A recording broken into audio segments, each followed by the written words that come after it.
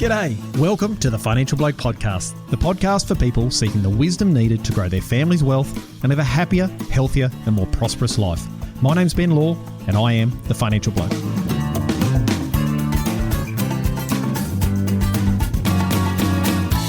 Welcome back to the Wealth and Wisdom Podcast. I'm your host, Ben Law, and I'm the Financial Bloke.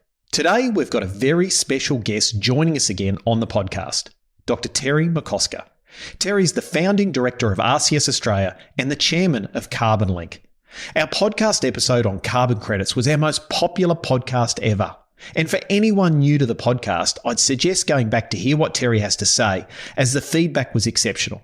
And for anyone who hasn't listened to it for a long time, I'd probably suggest go back, have a listen, get yourself reacquainted with what Terry's all about, and then come back and listen to this episode. And just for reference, it was episode number 15 and it was called Carbon Credits. The results are in. A couple of months ago, I ran into Terry in Toowoomba and he said, "Hey Ben, we need to do a podcast episode again because I've got some really exciting data coming out of the large-scale carbon projects we're just about to get regulators to sign off on." To build the suspense, he said, "But I can't tell you about it right now, Ben. We'll just have to wait." I've been following Terry up ever since, and yesterday I got the green light.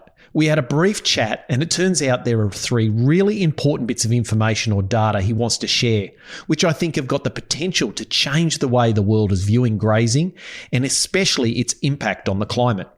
So if you're into carbon farming, if you're interested in carbon farming, or even if you're skeptical about carbon farming, this will be the podcast for you. So without further delay, welcome back, Terry. Good morning, Ben. Now, Terry, your podcast episode we did about 12 months ago on carbon credits still to this day is our most popular podcast by a fair amount. Now, I know I'm keen to get cracking, but before we do, can you just give us a little bit of a quick rundown on your background and why you're personally so invested in this carbon game? Yeah, thanks, Ben. Thanks for that. I've also had plenty of good feedback on that first podcast and the fact that people thought it was the simplest explanation of carbon that they've actually heard, and people understood it. So that was good. My background, I grew up in agriculture, joined Queensland DPI right back in 1967, which will give you an idea when I first started working in agriculture professionally. And then I was with DPI for 12 years. Then I was on a property in the Territory for another 7 years, up in the top end. Finished up doing a very large R&D project there for an American company who owned it at the time and solved a lot of problems. And then stayed in the Territory for another 5 years or so after that, and then moved back to Queensland in 1990 and started the Grazing for Profit program with Stan Parsons. And I guess it was that and the grazing management that about probably 20 to 25 years ago, I first heard about carbon credits, but at least 25 years ago. And then 20 odd years ago, I thought, well, a lot of people that are doing the right thing with grazing animals are actually putting carbon into soil. Our soils were getting softer, we're getting less runoff, dams weren't filling, all of those indicators of the fact that, we're storing more water, and we could only do that if we put more carbon into the soils. So that got me a bit interested in it and started, reading about it and looking into it. And then 16 years ago, we formed CarbonLink and started on this journey. And quite frankly, if I knew then what I know now, I never would have started. This has been the hardest, most convoluted, most difficult journey I think I've ever been on in my life, much harder than introducing cell grazing to Australia and a number of other things. So, and it was because the legislation wasn't in place when we started, and then it took a long time, and then it didn't work, and then we had to wait for methodologies, and then they didn't work. And eventually we got 5 brave souls that were prepared to start off in 2016 and actually measure carbon properly, and that was across 18,000 hectares, and that's the project that I can talk about now, and that's probably the largest real world soil carbon project in the world. And I think for anyone who's listening, Terry, you're a scientist by trade. And if you go back and listen to the first episode, as we said, number 15, that gives you a really solid understanding of all the details we're going to be talking about today around carbon, why it's important, how it's measured, all the technicalities, isn't it? And today we're just going to be talking mostly about the results that have come out of this this project you've run. And so let's kick it off there, Terry, I suppose, is those projects that you've run, which is 7 or 8 years in the process, have finally been, I think you said the other day, signed off by the regulator, and it's a world first for that large-scale project. So can you give us a rundown on the specifics of the project and why finalising this project and getting sign-off from the regulator actually matters? Yes, as I mentioned, it's 18,000 hectares. We started with what was known then as the 2014 method, which restricted us to 1950s methods of measuring soil carbon. But at least we got underway. And then we realised that just wasn't going to work, so we stopped. We didn't do any more projects for another 5 years, waiting for the methodologies to actually catch up and technology to catch up and so on. So the reason these are so critical now is that we remeasured them after 5 years using some of the new science that's been developed. They've been through 2 to 3 years of drought, and they went through the 18-19 drought, which many people will probably remember was a bad one. It was a doozy. One of these projects was completely burnt out in the 2019 bushfires, and one of them's had 2 floods. On top of that, 3 of them have had a substantial amount of pasture dieback for most of the 5-year period.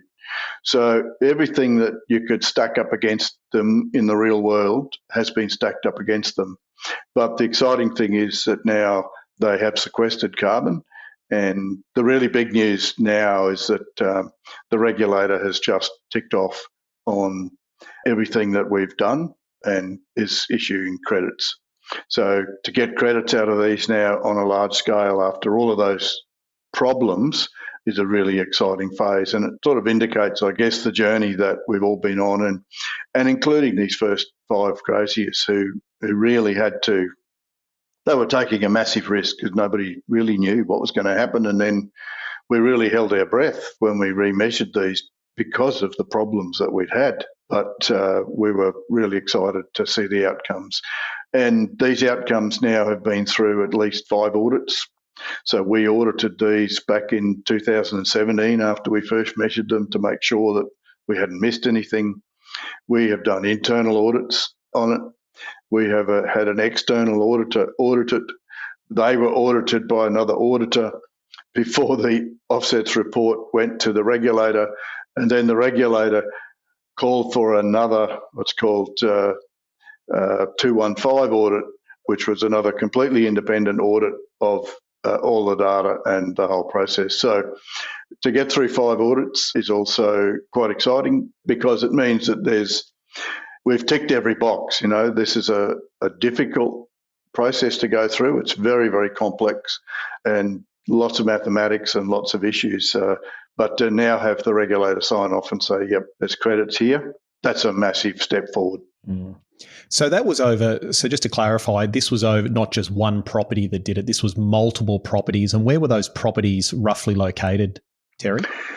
2 of those properties were just inland from Rockhampton. One is in the North Burnett, one on the Southern Downs, and one in northern New South Wales in the Walker area. Different geographical areas. Yeah, pretty well spread out over a range of soil types, a range of ecosystems, and all except one. So one of those hasn't come through with any credit yet, but 4 out of 5 have. Mm.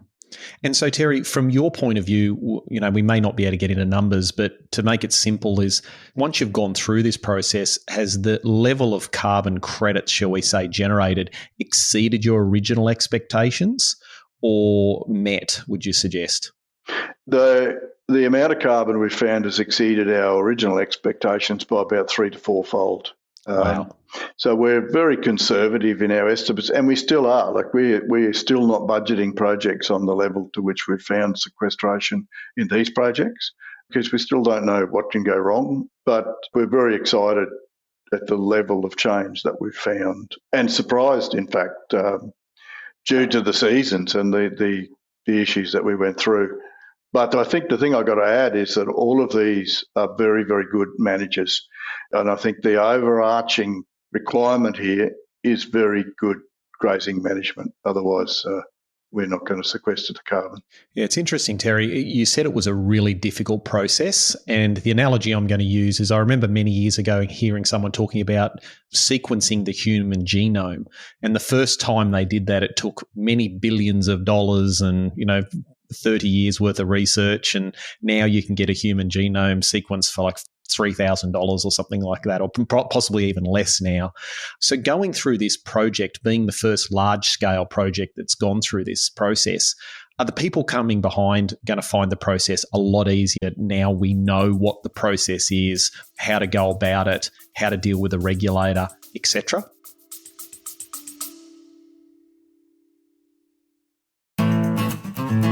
Today's episode is brought to you by AgriCoach. You've worked bloody hard over the years and you've built a solid operation. But as your children grow up and start their own journeys, you're beginning to think about the next 5, 10, and even 15 years and how to keep driving the business forward and ensure a smooth and successful succession plan. Preparing the business, preparing the next generation, and preparing for your eventual retirement all requires a solid plan and a proven process. Unsure about the right steps to take? Head on over to agricoach.com.au/webinar to learn more about our Succession Proof Your Family webinar. AgriCoach, aligning families, growing wealth, and protecting legacies. And now, let's get back to the episode.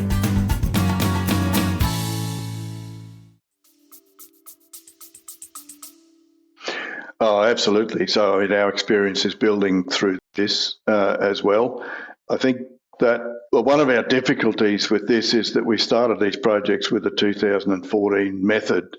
That was replaced by a 2018 method, and we remeasured it under the 2018 method. They're being credited under the 2021 method, and they're going to convert into the 2024 method next year.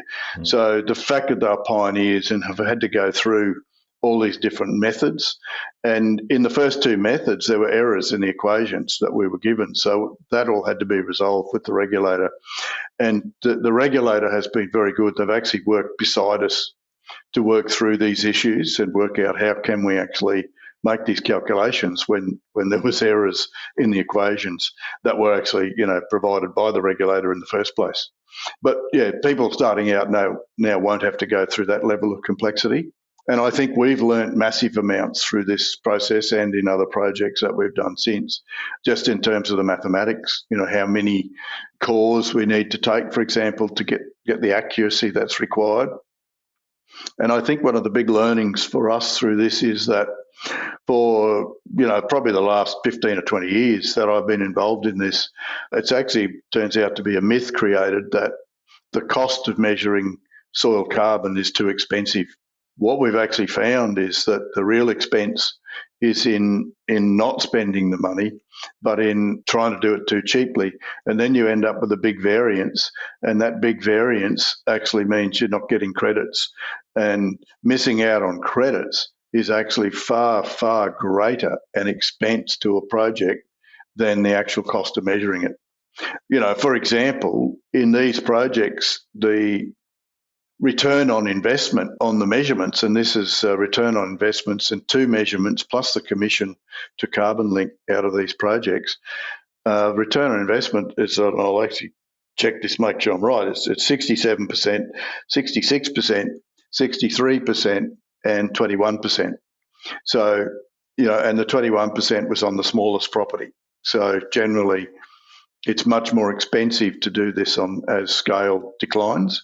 But with scale around 2,000 or more hectares, you're up on a 60-odd% return on capital.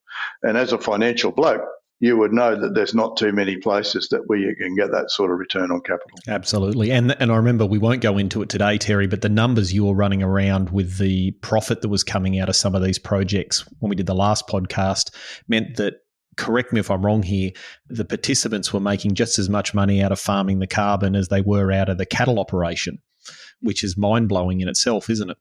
It's actually more, over the 5-year period, income from carbon at $45 a tonne for CO2, because the credits aren't sold yet, so we're not sure exactly what the price will be, but it should be well north of $45 a tonne. But using that number, the net income from carbon, in other words, the EBIT from carbon, has exceeded the EBIT from livestock over the exact same 5-year period by anywhere from 2 to 4 times.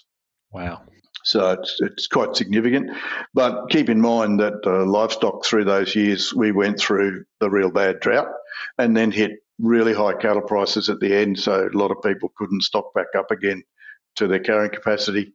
So they were a pretty bad 5 years in which to measure livestock EBITs. But and that is based on an EBIT per hectare per annum, which is the only way we can really compare apples and apples.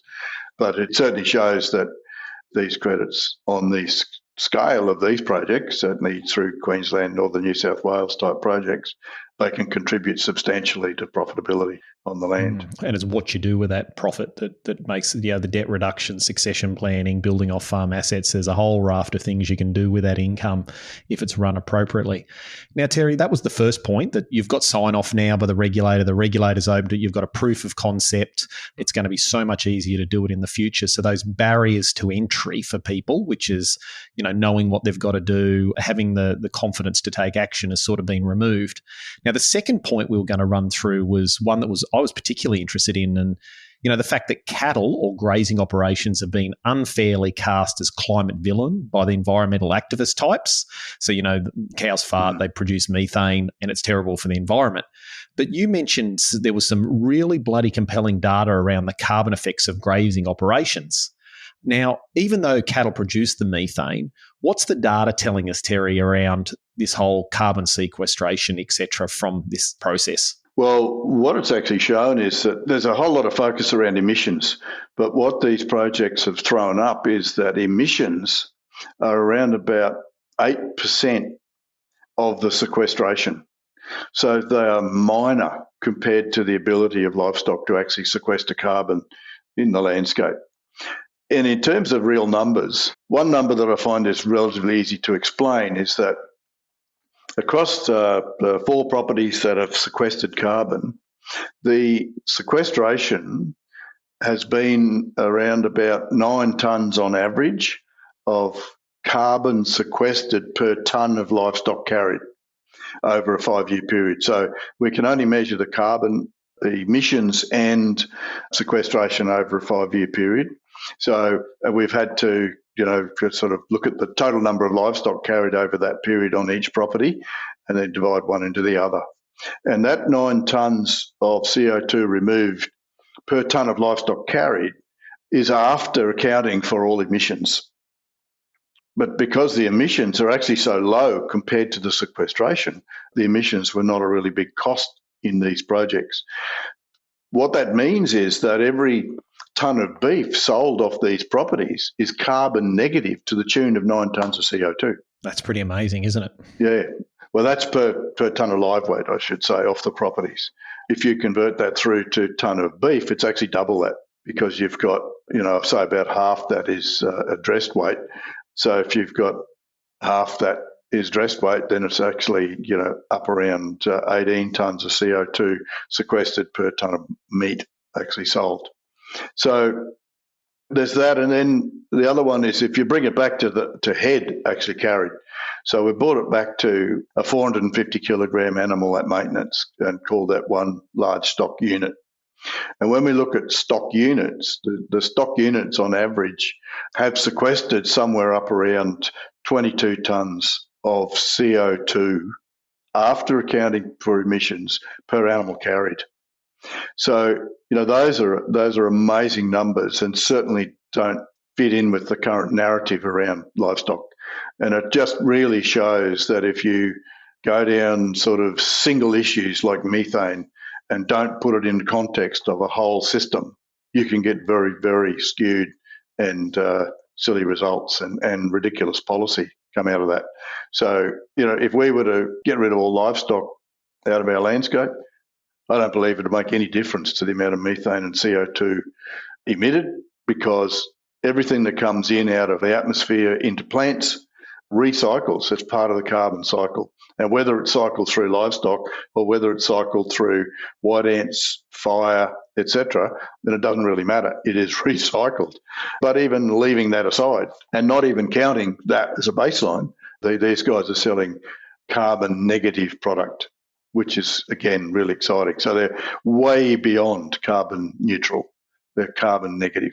And this is when we talked about this yesterday, Terry. I mean, obviously you've been neck deep in this for 20 years, working out all these things. So when you get the data in, it's like, oh, that's exciting. But for someone that hasn't been on the journey with you and hears this, I mean, the narrative is just so aggressively against beef production. You know, they're bad for the environment. But what you're saying is the data showing us that actually running a sustainable business that's sequestering carbon, so taking CO2 out of the atmosphere, putting it into the underground and storing it, running a cattle operation is actually not only carbon neutral, but carbon negative. So running that operation is actually better for the environment in a carbon measurement. And so just to clarify that, what were the numbers again, Terry? Was it 22 tonnes of CO2 was sequestered per animal, roughly, over the period of the project? That's correct. And that's actually a conservative estimate because the carbon was calculated on what's called the carbon estimation areas, which was only about 75% of the total area grazed. But the emissions are calculated on the total area grazed. So that number is still conservative because we didn't calculate the carbon over the whole area of the sequestration over the whole area. Nor does that include sequestration in trees at the same time. So the same people are allowing trees to increase and there's carbon being sequestered there, and that's not being counted in these equations. This is just soil. But the caveat to this is, and I've got to reinforce it yet again, the caveat to this is good grazing management. These are all good grazing managers. They destocked in the drought and handled the drought well, maintained ground cover, which is important to holding the carbon that you actually sequestered, holding that in the soil. So management is the key. So that's a really important point. So this just isn't any old Joe Blow or Jane Blow out there that's just producing cattle. It's the people that are operating the business to be able to sequester the carbon and manage the property in that manner. Now, I'm guessing, Terry, you've had a fair bit to do with the bureaucrats and the regulation people. They'd be fairly excited with this, wouldn't they? They, hearing this data, because that would be a fairly politically positive message for them to be sharing about the rural community. Is that a fair statement? Are you getting that feedback? I'm not sure that this is really the first time that we're talking about this out in the open. So the bureaucrats are not even aware of some of this data that I'm giving you right now. They are very excited that soil carbon is finally coming through with extensive areas over time and real-world projects and sequestering carbon.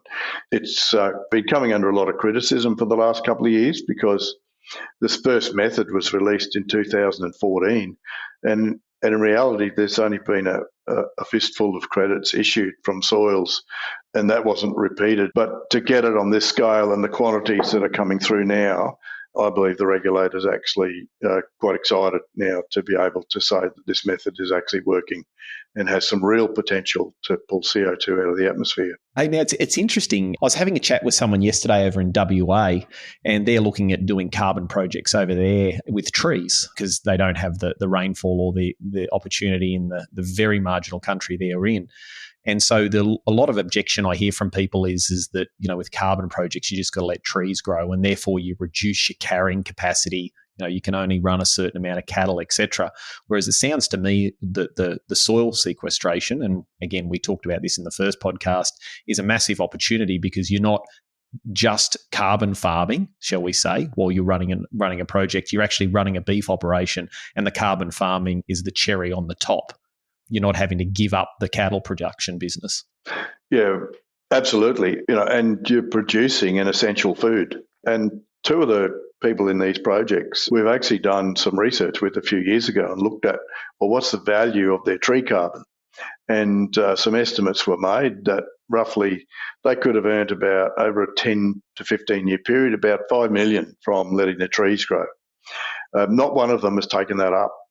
And the reason is that their productivity is likely to decline over time, and then potentially the land value, so that, that a buyer is not wanting to buy that land that's covered in trees, no longer able to be grazed effectively, and you can't change those trees. So I think there's some real issues around that, and that's one of the reasons why we focused so much on soil. The soil's been the hardest thing to do, taken the longest. I guess now I'm happy that we took the journey, but there's been many, many times over the last 20 years where I was certainly doubting that this was the way to go. But what's going to happen next year is we're getting an addition to this approach where at the moment, if you do a tree project and a soil project, they're actually separate projects and they have to be on separate land, which is actually silly. So what's going to happen next year is we're moving to what's called an integrated farm method. And we're actually starting to move towards whole farm accounting for carbon. So that if you then were able to keep your trees at a certain level and graze underneath them and add some timber to that at the same time, then you can now from next year start to get credits from both trees and grass. And the soil carbon. So I think that where we're headed, and also at the moment, if you reduced your methane emissions, there is no incentive to do that. There is no reward for reducing methane emissions or any emissions in a livestock system. But certainly within the soil carbon project, that hopefully over time will start to come in, and we'll start to get benefits from that. And I understand, but I haven't seen this, and this is not cast in stone yet, but one of the things that's being talked about is a client-controlled canopy cover. So what that means is that we'll actually be able to take tree densities to a level at which is optimal for livestock production, and that's around 30 to 40% canopy cover. So if we started out at 0 or 5% canopy cover, we can let trees grow up to about that 30 to 40% canopy cover, get carbon credits for increasing those number of trees up to that level, but then we're able to control the trees from there on and hold it at a level at which we can still continue to produce livestock. Now, that's very sensible. If that actually comes through in the legislation, then I think it opens up a lot of opportunities for more carbon credits, not just from soil, but also from trees. But being able to maintain trees at a level that allows us to produce grass and livestock effectively. Yeah, so it's making the carbon credits a part of the process rather than instead of all the issues. And I think this information, Terry, is if anyone out there is involved in any of the industry associations or knows people in industry associations, make sure you share this episode, the info that Terry's talking about, because I think the people that are talking to the politicians, the bureaucrats, the media, etc., our representatives need to get hold of this data to start changing the story and the narrative. So, yeah, anyone listening, if you could do that, that'd be great. Now, the third piece of information, which this one really, really not surprised me, but it really caught my attention, and that's around CO2 or carbon dioxide and water. And again, it could be a world-changing piece of research. And I think if I said it was world-changing, I might be understating it. So what does sequestering carbon have to do with water, and what are the potential effects on global warming? So let's initially separate carbon from CO2. So what we're putting into soil is carbon. And then when we add carbon to the soil, we can convert that addition into CO2. And there's a multiplier of 3.6 that does that. And that's the only multiplier I'm aware in agriculture that works in agriculture's favour. So if we add a tonne of carbon to soil, we're going to sequester somewhere between 4 and 10 tonnes of water to the soil, and I'll increase the water holding capacity of the soil. So a tonne of carbon per hectare will add somewhere between 4 and 10 tonnes of water per hectare in water holding capacity. So, a lot of these guys over 5 years have probably added a significant amount of carbon. So if I take one property, for example, they have sequestered 23,000 tonnes of carbon. That's not CO2, 23,000 tonnes of carbon. And I used a conversion rate of 6-1. So kept down at the sort of more conservative end. So at 6-1, that's roughly 200,000 tonnes of water they've added to the water holding capacity of that property in a 5-year period. Now, that's brilliant for production. Your soils, you're going to be more resilient going into a drought. You're going to be slower going into a drought, and you're going to come out of it a lot faster when you've got that sort of water holding capacity. And, seasonal variation's not going to have the same impact on you. So that's the impact on productivity, which is massive. But it turns out when I started digging around to see, well, what's the implication of taking that water vapour or that water out of the atmosphere and holding it in soils? And it turns out that water vapour accounts for up to about 70% of the greenhouse effect. CO2 is up to about 25% of the greenhouse effect. So that means if we're removing water from the atmosphere, we're having a far greater impact on global warming or the greenhouse effect than just removing CO2. And on some really simple sort of numbers that I put together is that 1 tonne of carbon put into the soil is equivalent to at least 20 tonnes of CO2 in terms of global warming. So we're having this multiplying impact. So 1 tonne of carbon is effectively 3.6 tonnes of CO2 taken out of the atmosphere. But by the time you add in the impact of the water, it's adding the equivalent of nearly another 17 tonnes of CO2 equivalent in terms of warming capacity.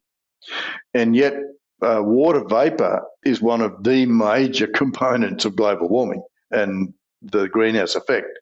But it's been dismissed because it was felt that there wasn't anything we could do about it. Well, it turns out there's a lot we can do about it. And I think that this means that these credits for putting carbon into soil should be worth a lot more than anything else by orders of magnitude. Because if we start really looking at, if you go back, the reason for pulling CO2 out of the atmosphere is supposed to be to the impact on global warming, the impact on the greenhouse effect. Well, if we're multiplying that by a factor of about another 5, then surely that ought to be fungible. And everyone that I've run this past, including people that are looking to buy these credits, are actually amazed by these numbers. And I've never had any pushback. I've never had anyone say, well, no, that's not right. And I think, if anything, this is conservative, because I have heard numbers like 95% of the greenhouse impact is actually water vapour. And that, water vapour can be up to 1,000 times more powerful than a CO2 molecule. So I think, I'm probably being very, very conservative in those estimates. So to me, the whole water side of this is as exciting as anything else, both for production and the impact on the greenhouse effect. I think they're both massive. And that's why when I heard you mention it briefly yesterday, the numbers, it was just the compelling reason to, for a producer to consider running things to try and measure and produce more carbon themselves. The water retention in the soil is going to have a massive production issue or improvement. But then the story, or again, the narrative that the people from our industry associations, politicians, etc., can use is the massively positive impact agriculture can have on this problem if they're actually supported. So again, it's another narrative that we should be putting out and shouting from the rooftops. So yeah, I think that's absolutely fantastic. And we're starting to get towards the end of our time. So the 3 things that we've been through was the fact that we've got these large scale projects now done, completed, proof of concept is in place, and regulators have signed off, which means for people coming through, there's a proof of concept and also a pathway that'll be a lot easier. You guys have cut the path through the scrub with the machetes. Now everyone following behind should have an easier time. Number 2 was we talked about the fact that cattle aren't the climate villains that they're being put out to be by producing methane. They're actually net negative carbon producers. So they're actually much better when they're run for the environment. And number 3 was the fact that the significant impact of not only the CO2 or the carbon being sequestered into the soils, produce for the environment. It's the extra water carrying capacity of the soil that not only maximizes the operational production, but also has a massive impact on potentially climate change and the greenhouse effects. So they're the three really key things, which I think we could do a whole podcast on each one, but we've got those three out. So Terry, is there anything else you'd like to share before we sort of get close to winding this up? I think one of them is the return on assets on these projects, up in the 60% range. Any project that's sort of 2,000 hectares or above, that's pretty impressive in today's climate. Not too many places, as you would know, where you can get that kind of return on assets annually. I think I just probably reinforce two things. One is that this requires management to achieve this. It's not a free lunch. It's not a free kick. The second one is that the water story is actually more and more and more in favour of the beef industry. So that the narrative that's out there, we've now for the first time got some real world, large scale data to start fighting that narrative about methane. And so I think that's exciting from an industry perspective. And a lot of this data, some of these numbers that I've been able to give you today, I've really only been able to produce in the last sort of 4 to 6 weeks. As these projects are audited, then the data becomes real, the emissions are real and ticked off and so on. So and as I dug into it, I started to dig into the water, for example. But yeah, I think that covers it. Thank you, Ben. Excellent. And as you said, Terry, you've been really conservative as well, which I think is really important. And, when anything new's coming out, there's a propensity to have the rose-coloured glasses on and look at all the optimistic opportunities. And I think that, there's some great information. So, Terry, where can people find more about you online if they want to follow up or have a conversation, etc.? Certainly, if they're interested in doing a carbon project or digging into this in any way, probably go to the CarbonLink website. That would be the easiest place there. If they're interested in learning how to do the grazing management or the management that's actually going to create the carbon, then go to the RCS website or contact RCS, and we'll work out how to work you through that process as well. So it's sort of a twofold thing. There's how you go about sequestering it, which is the RCS role, and then there's how you go about doing a carbon project, which is the CarbonLink role. And they're two different organisations, but I just happen to be the chairman of CarbonLink and the key director in RCS as well. So I wear two hats, but they're interlinked, but they are two different organisations. Perfect. That's great. Well, what I want to say, Terry, is from my point of view is thank you very much for this today. I think there's a massive amount of really quality information there. And as I said, could be game-changing for the narrative and producers out there. I just want to say thanks also from the industry point of view is, you said you started this project in your head probably 25 years ago, and it's been a long, hard slog. And I think you have been the man that's gone through the jungle with a machete, swinging it wildly, trying to cut a path for everyone else. And I think you've done an amazing job, and it's great to see this data starting to come out. And I hope that the industry leaders start to listen, start to take some of your information, reach out to you, and we can start to change the narrative, especially in the public sphere. So what I'd like to end up with, Terry, is the same question I ask most people, which is, what's your definition of true wealth? Well, thank you, Ben. And my definition of true wealth is what it was last time, which is really a combination of living your purpose, living the dream, on a day-to-day basis, doing mostly the stuff that you enjoy doing, and creating enough income out of that in terms of monetary wealth to allow you to really live the dream. And that little bit in the middle of all of those things is what I call wealth. I don't judge wealth just on money. I think it's, are you actually living a purpose? Are you living your life's purpose? Are you making a contribution to society? I think that's also wealth. And so it's all of those things together I see as wealth. Yeah.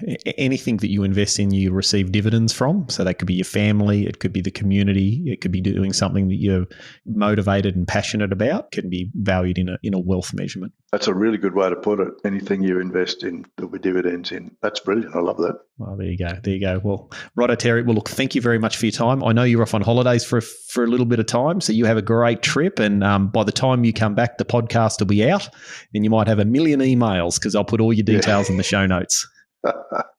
Thank you very much, Ben. Well, thanks very much for listening today. If you've enjoyed the podcast, please share with your family and friends and give us a 5-star rating on Apple Podcasts or Spotify and help us share the wealth and wisdom. My name's Ben Law. I'm the Financial Bloke, and I'll see you in 2 weeks' time.